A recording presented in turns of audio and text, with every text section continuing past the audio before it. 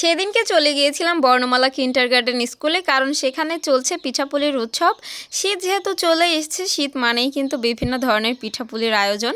তবে এই পিঠার উৎসবটা ছিল 7 দিন ব্যাপী, মানে এটা আগামীকালকেই শেষ হয়ে যাবে। তোমরা যারা এখনো যাও নাই তারা কিন্তু জলদি করে চলে যেতে পারো। তো যাই হোক, আমরা হচ্ছে গিয়ে সম্পূর্ণ মেলাটা ঘুরে ঘুরে দেখতেছিলাম, তারপরে কোথায় কি এসেছে, কি কি ধরনের পিঠা পাওয়া যাচ্ছে সবগুলো ঘুরে ঘুরে দেখতেছিলাম। তো তারপর আমি হচ্ছে একটা কুলসি পিঠা নেই, ওইটা ছিল হচ্ছে ভাজা, আর এইটা হচ্ছে চিকেন সামুচা।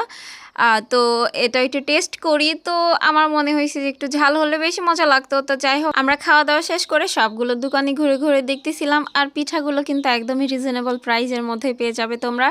আর হ্যাঁ, এখানে কিন্তু পিঠা ছাড়াও আরও বিভিন্ন ধরনের আইটেম পাবে।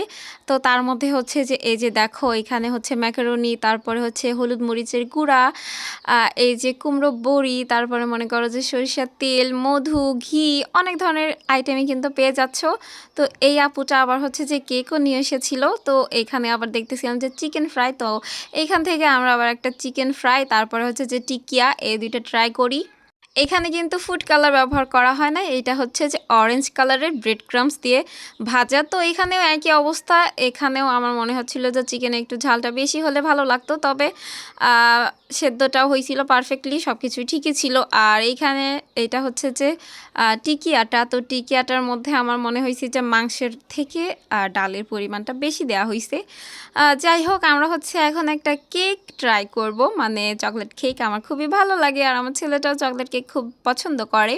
তো আমরা হচ্ছে চকলেট কেকটা ট্রাই করি। তো এইখানে ওই আপুটা আবার হচ্ছে যে হ্যান্ডমেড চুড়িও নিয়ে এসেছিল। তো আমরা হচ্ছে দেখে সম্পূর্ণ মেলা টেলা ঘুরে তারপরে চলে আসি। তো আজকে এই পর্যন্তই, আল্লাহ হাফেজ।